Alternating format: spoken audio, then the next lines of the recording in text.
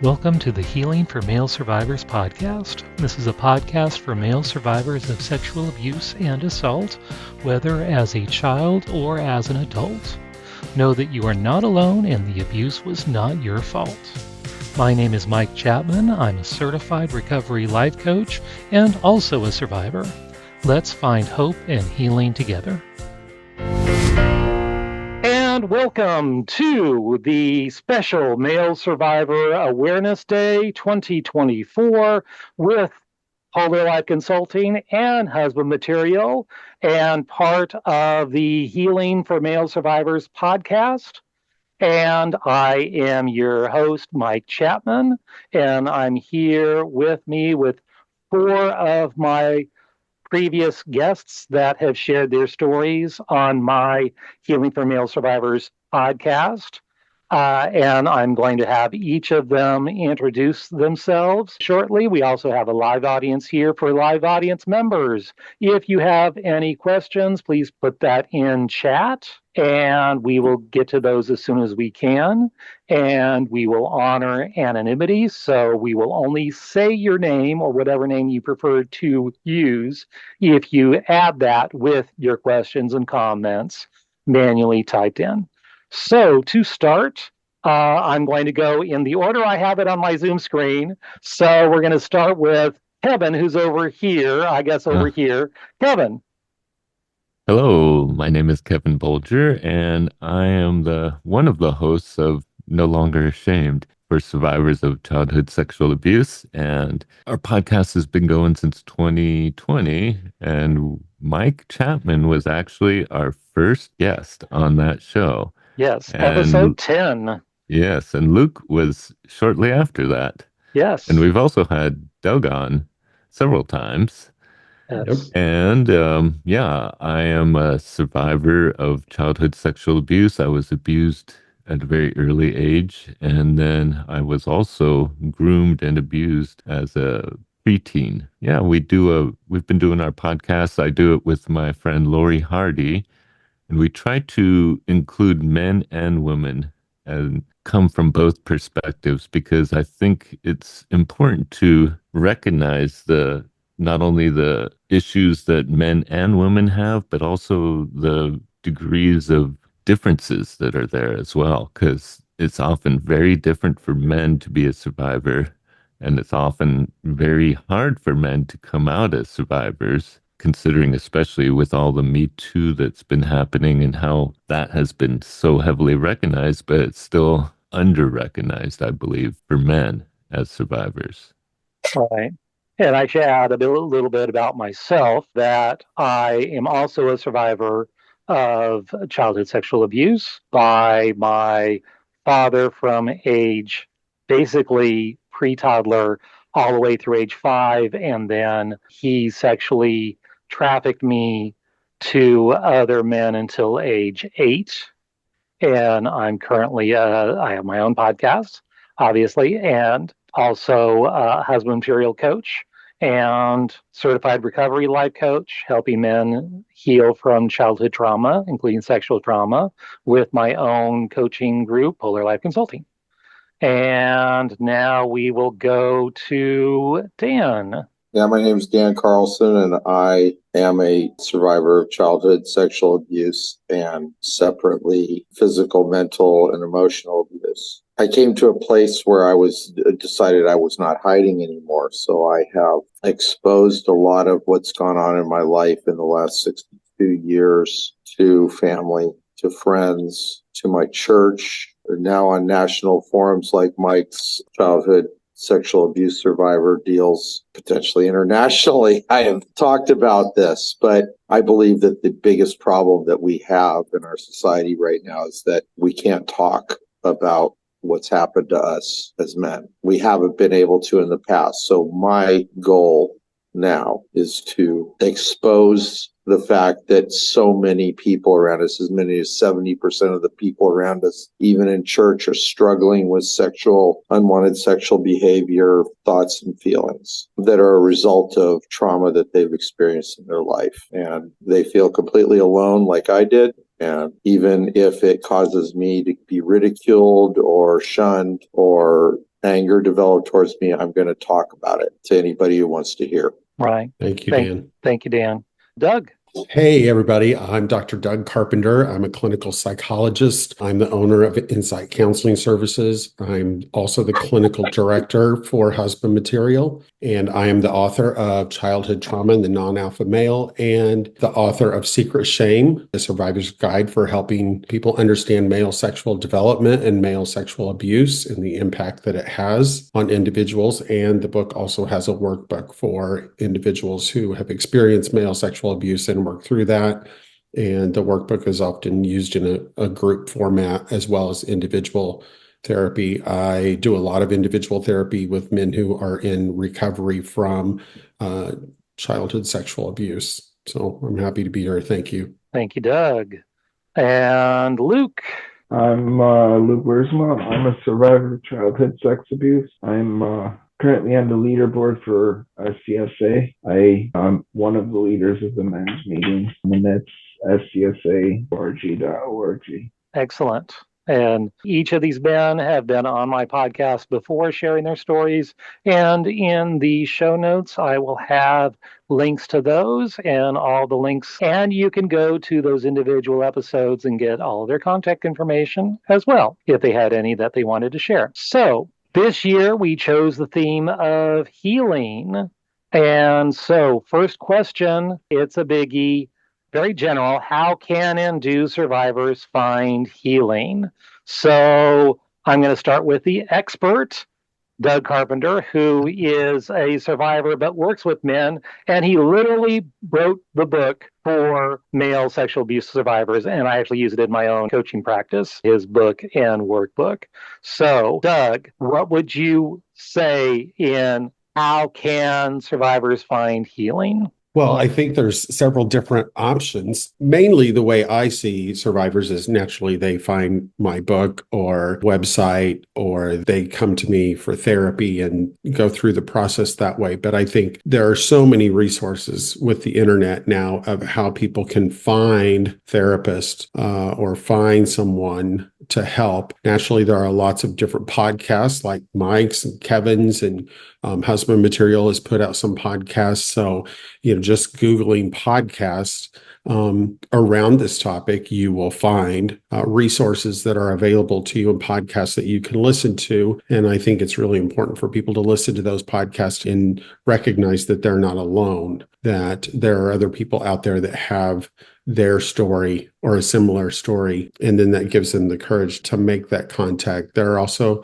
other websites like MaleSurvivor.org, 1in6.org. I'm sure Mike can probably add a bunch of those in the chat with this podcast. If you're also looking for a therapist, a great resource is Psychology Today, and you can put in your zip code and you can type in there that you're looking for a therapist who has some kind of either certification or background in working with male sexual abuse trauma. I wouldn't say that there are probably a lot out there. You'll see a lot of people who specialize in trauma therapy, but you may want to ask some specific questions about, are they used to dealing with male survivors? Are they familiar with the intricacies and the differences of sexual abuse between men and women? And find somebody who's really dealt in this topic in treating it before you just pick anybody with a trauma background. Again, there are a few books written on the topic. Some of those books are starting to get rather old at this point. My book, there's a couple other books that are out right now that you can read and begin to understand what happened to you and what other people who have experienced this go through. I don't like using the word victim. I don't like to call ourselves victims. I try to stay away from that word. We're all survivors. We've survived this, and we're trying to move forward in our lives. So, I'm definitely open to the other panelists chiming in about other ways that they know and believe that men can find someone to help them heal. Well, let me go back. I know we lost Dan. I think he was having some tech issues. He should be back soon. Real quick of hands of panelists, other than Doug, because I already know the answer for Doug, who has found a therapist and gone to therapist? Yes. Okay. Well, I know Doug has. How did you find your current therapist. And I'll start for me. I went to a Christian therapist, but in MaleSurvivor, they said, yeah, you want someone who's trauma informed, PTSD specialist. Couldn't find one that was Christian that was in my area that would take my insurance. And so we found someone who took my insurance, was trauma informed, and he was wonderful. Not Christian, but very, very wonderful. But that's how we found him, going through my insurance, see what my insurance paid for. So if you have insurance, go through the directory and say, and you can contact, okay, sometimes you have to do your own screening. Do you deal with trauma? Do you deal with childhood trauma? Do you deal with childhood sexual trauma? Do you deal with PTSD? And what methods do they use? And kind of screen those as you go. Come up with a list of questions. Because some say, oh, of course I will. Well, what do you do? Oh, talk therapy. Well, okay, that's good and can be helpful, but there's other ways of treating trauma as well. And so you want to make sure they know what they're doing. Sometimes you just have to try it for a couple of weeks and it's like, nope, not a good fit. Time to move on. And that's okay. Yeah, and don't hesitate to find a therapist and interview them. Just say, can I have a 15-minute phone call with you and interview you about what I'm seeking, what I'm looking for, what techniques that you use. Welcome back, Dan. Dan's back in. Doug, please continue. One thing when I worked on this issue for myself, I looked for an EMDR therapist who was used to treating people with trauma, and that was very helpful to me. Another area that I really have been finding great success with is using brain spotting. It's a newer technique, so that is something that you might look for, a brain spotting therapist who works with trauma. So those are a couple of things that you could search out. And just like Mike mentioned too, that you can always go through your insurance and look online at the individuals that your insurance covers. And then you could go look those names up on Psychology Today. And a vast majority of clinicians have a profile on there where you can read about a little bit about their philosophy and the treatments that they offer. So that's another good place. Thank you, Doug. I know Doug and I have both gone through brain spotting training, and we are brain spotting providers now as well. I was one of the few that did the brain spotting at the retreat, and it was like EMDR, but much better focused than EMDR. Yeah, it tends to be a more condensed, I'm going to say faster way to get to the trauma and begin working on it than EMDR. The EMDR has a longer process and a longer setup. And so I personally have found brain spotting to be a little more effective and a more let's say a better way to get to the deeper emotions that are involved. Right. And it sounds, from what I've not gone through EMDR myself, but from what I understand, that brain spotting is much less re-traumatizing than EMDR. Many people who have gone through EMDR, oftentimes they are wiped for the rest of the day. It's just so draining to go through a session. Brain spotting, not as much. Dan? Oh, yeah. What I noticed was that EMDR is employed in brain spotting, but it's done through your ears. So you have what's called a bilateral stimulation. Yes. Yeah. It's a tremolo. So they take the sound back and forth between your two ears. And that was amazing because I had a much harder time staying on the EMDR visual focus. I had a really hard time staying with that. Whereas this is automatic. Brain spotting was birthed out of the EMDR process. And you're exactly right that it does use bilateral stimulation through sound while you do the brain spotting. So it does combine those techniques and I think is very effective. Right. I got Drew to send me the audio file of the brain spotting EMDR music that we were using, and I've been using that myself. Yeah, there's a lot of examples of that on YouTube as well, that bilateral stimulation music. You guys are jumping ahead. Let me go back to finding a therapist. Kevin, how did you find your current therapist? I don't have a current therapist. But, or the most recent therapist you've used? The original therapist was my only therapist, and that was over 30 years ago. Oh, wow. Back then, there wasn't necessarily trauma specialists, or they didn't, advertise that. I basically found someone because it was someone I could afford. I had to find someone that had a sliding scale at that time because I couldn't afford anything else, and I didn't have health insurance that covered that. And I was just fortunate enough to find someone that I worked very well with. And through him, I also found out about group therapy, which was a very new thing for men at that time. There was very little about male survivors back then. It was a very new thing when I first was going to therapy, but the group therapy proved to be really effective. And I think it was because just finding out that I wasn't alone and I shared a lot of issues with these other men. We had very similar issues and were able to talk about how we handled them and ways of managing our issues together. And I think one of the main things about the group therapy was just building trust with men because my perpetrator was a male, the first perpetrator. And so I had very severe trust issues with men. And so being able to find a way to build trust with men was really important for me. Yeah, that brings another question. Show of hands, who's had only female therapists as your therapist? Okay, two of you. And who has had only male therapists? Raise your hand. Just Doug. And Kevin, yours. I've had both. You've had both, and I've had both. And Yeah. Luke, you've had both. Okay. Did All Luke right. have a comment earlier? Yes. And Luke, you wanted to add something? So it took me 10 years to find a therapist. The first therapist I went to was a Christian therapist. He actually pretty much blamed me for what had happened. As soon as he did that up, I got up and left. Right. I'm not going to let him blame me for this. You've gone to other therapists since then, correct? Mm-hmm. Or no, it took me some time, took me some struggles as well, going through alcohol, drug abuse, and found the therapist I am now, and she's amazing. Wonderful. Right now, the CBT, so talk therapy, but she's getting trained in EMDR as well. Right. So that I can do that. And that's cognitive behavioral therapy.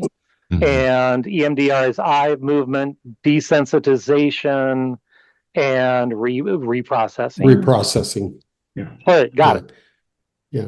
I think Luke brings up an important point in all that is that a lot of times when men enter treatment for sexual abuse, it's because some other issue like drugs, alcohol, legal issues have brought them to a place of either being incarcerated or in some kind of program around substance abuse or some other problematic behavior where then they have built some kind of therapeutic relationship and trust with someone that they can then disclose their sexual abuse. I mean, men tend to act out in anger and in just self-destructive ways, and that's usually what actually brings them into treatment.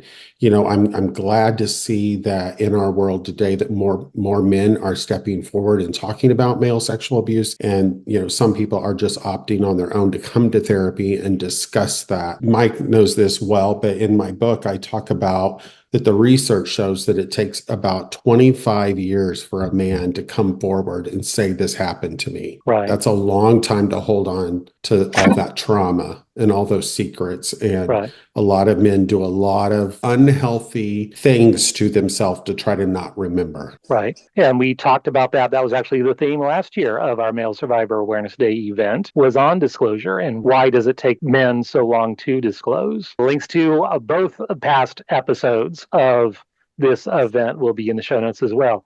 Dan, what was it like to get your own therapist? How did that go? What did you do to find someone? Well, it was mid-September of 2019, and I was in complete crisis at that point. I was using binaural beats. I was looking into all kinds of esoteric ways to get in touch with my subconscious, which I felt I was at odds with. I finally was talking to the pastor after service at the back of the church, and I started to tell him about these things I've been doing because I feel like I'm working at odds with myself. I had done some air conditioning work for him a couple of times at his house, so he had been talking to me while I was working, and I was apparently telling him stuff. So he He said to me that day, he said, Dan, I've talked to you a few times and I've been doing this a long time. You're just going to have to kind of take my word for it, but you need to see a therapist that specializes in trauma.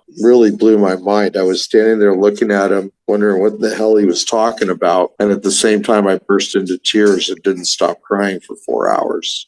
Wow. He had actually a gal working out of our church offices who also was a church member, but her services weren't provided through the church, who was a trauma therapist who herself had been trafficked by her father at one point.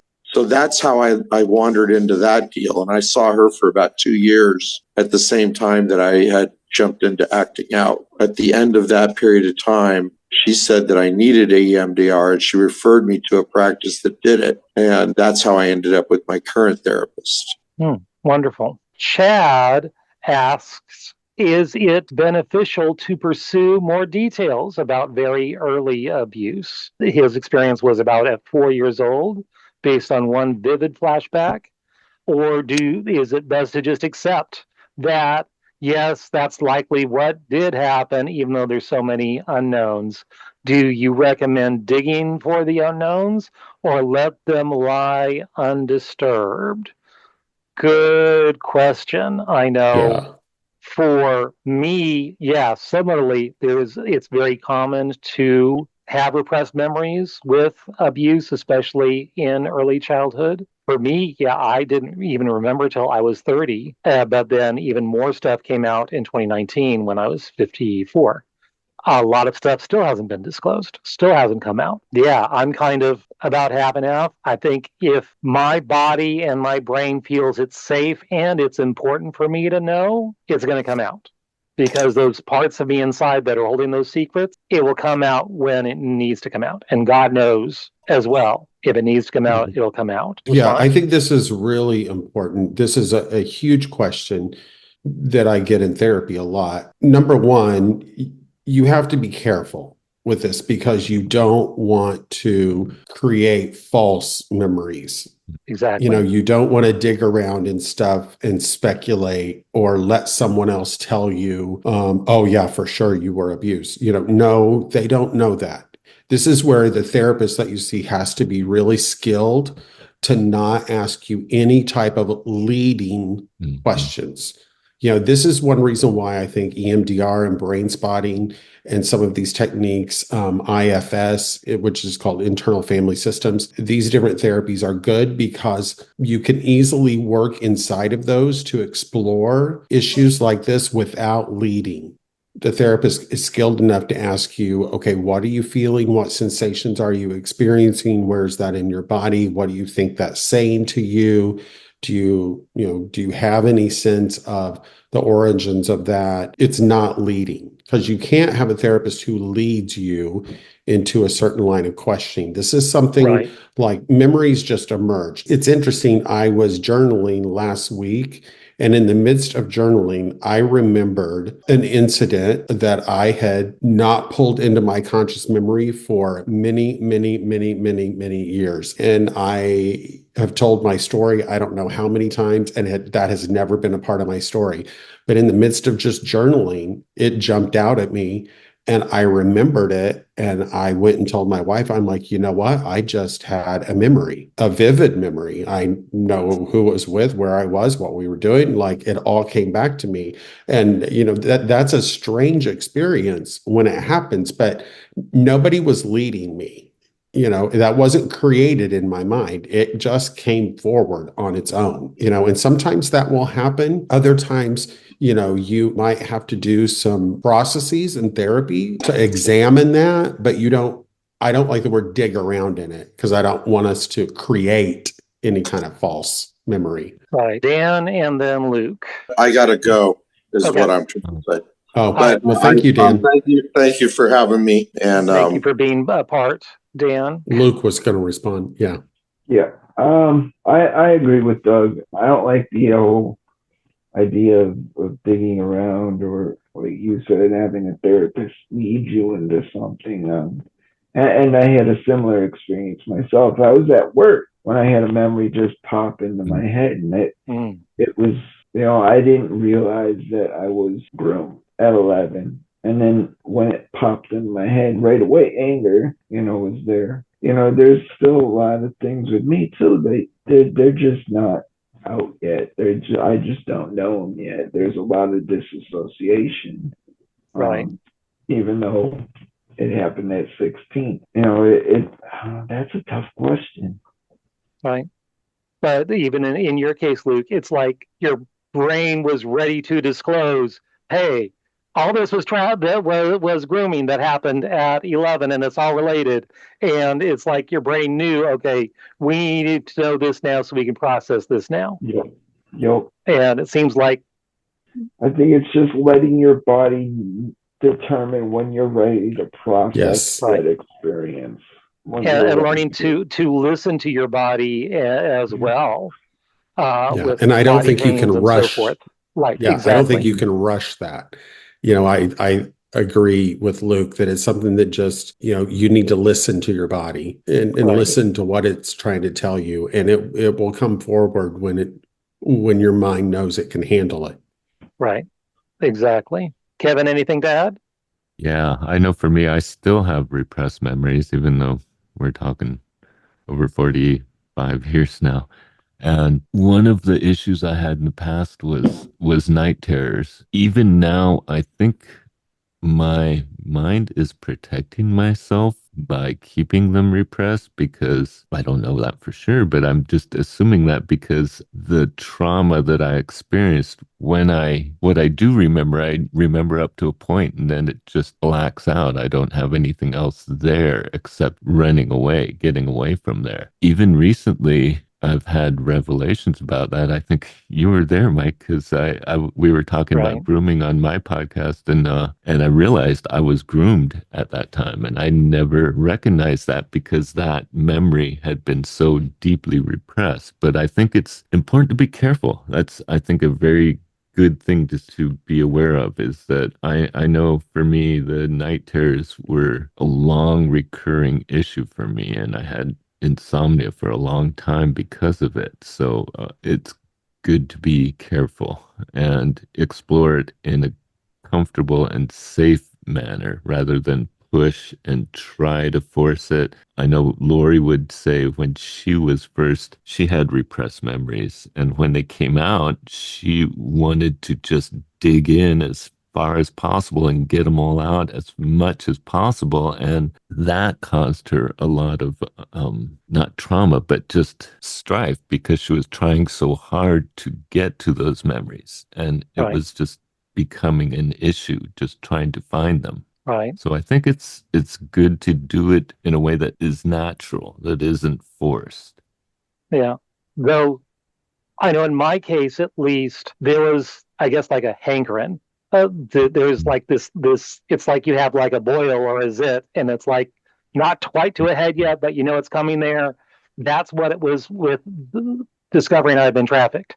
I knew I had this huge memory block and this nagging sensation in my brain. This is important. This is important. Deal with this now. And I was already reopening all my trauma and was already seeing a therapist by this time. But my brain is saying, this is important. Look into this. And so I journaled and so forth. And then, it was, this huge truth bomb that I had been trafficked. It was like, I always refer to movies, Close Encounters, Richard Dreyfuss's encounter with a UFO, and then having this vision of Devil's Tower and then building it out of mashed potatoes and then building it into a room with mud and so forth, because he had just this obsession with this image that he had to get out. He couldn't satisfy it until he made that model. And that I felt that same compulsion that I had to discover what this was. Didn't really have that before, but I got to this point. Yes, I really needed to know. It's like every fiber of my being was pursuing that. Luke. Yeah, another thought I had with this was you really have to be careful because if it did happen, and I'm not saying it didn't, but if it did happen, it could trigger you. And it could definitely be a really bad experience would just be triggered like that. It could lead to, what is it called? Triggered tornadoes.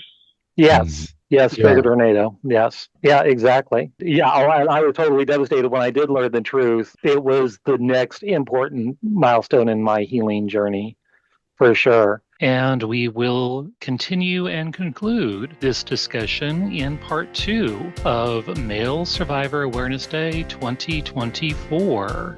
See you then. If you would like to learn more about my coaching with Polar Live Consulting, where I provide one-on-one coaching and group coaching, both with a focus on healing for male survivors, reach out to me at polarliveconsulting.com. That is Polar spelled Polar. I would love to hear from you. I want to hear your story. If you would like your story featured on this podcast, contact me via my website. If you like this podcast, please rate and review, because that's how other people can find me, and I really want to spread this message of healing and hope to others. And remember, you are not alone.